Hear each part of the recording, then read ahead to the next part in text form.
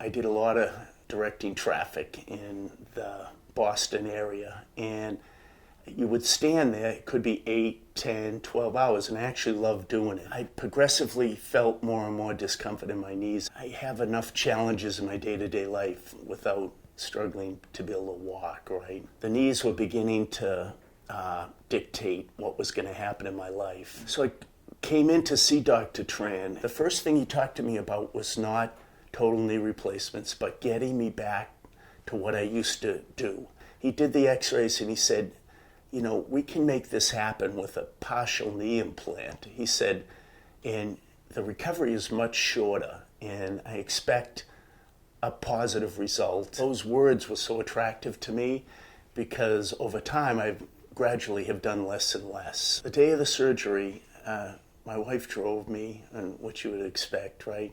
But I'll tell you the truth, I was scared out of my mind because, you know, a lot of the things I had done for my knees up to that point hadn't worked.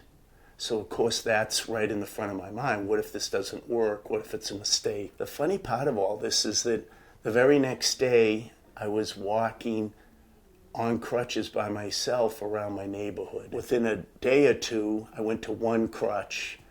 A week later, I came back in for my follow-up on no crutches. I could tell the knee was firm, and it hadn't been firm in 20 years. About 3 to 4 months where I actually was beginning to squat with free weights again, and I worked up to over a couple 100 pounds. And, you know, in a traditional gym, that's not extremely heavy, but as a measure of success from surgery, to me, it was huge.